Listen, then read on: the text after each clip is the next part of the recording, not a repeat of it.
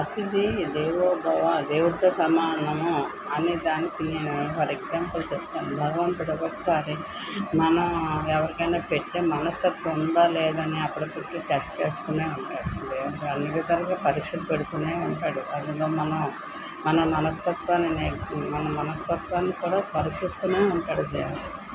ఒకానొకప్పుడు నేను చాలా పేద పరిస్థితుల్లో అడుగుతున్నప్పుడు ఒక అతను మా ఇంటికి వచ్చాడమ్మా, నాకు ఆకలేస్తుంది, చాలా ఆకలిగా ఉందన్నాడు. ఆ రోజు సరిపడా నేను అన్నం వండుకున్నాను, పప్పు పులుసు పెట్టుకొని పచ్చడి వేసుకున్నాను. అది రాత్రికి నాకు సరిపోతాయి, నేను వండుకోను. వాడు మాత్రం నా ఇంటి ముందు మాత్రం అరుస్తున్నాడు, ఆకలి ఆకలి ఆకలి అని. నా మనసులో 2 ఆలోచనలు వచ్చాయి. ఈ రాత్రికి నేను ఆ అన్నం ఉంటే నా పిల్లనేమో తింటాం కదా, నేను ఇంక పెట్టలేను అని మనసులో అనుకున్నాను. వాడి బాధలు మాత్రం ఆకలి బాధ అలాగా అరుస్తూనే ఉన్నాడు. అప్పుడు నేను ఏం చేశాను, పర్వాలేదనేసి ఆ అన్నం సరిపోద్దా చాలదా అని పక్కింటి ఆవిడ దగ్గరికి కూడా వెళ్ళి అన్నం దండి అన్నం పప్పు వేసి పచ్చడి పెట్టేశాను. పెట్టి నేను లోనకి వచ్చేసరికి ఆ యొక్క గిన్నె బోర్లించున్నాను. నాకు అయితే ఆశ్చర్యం అయిపోయింది. వీధిలో అందరినీ పిలిచాను.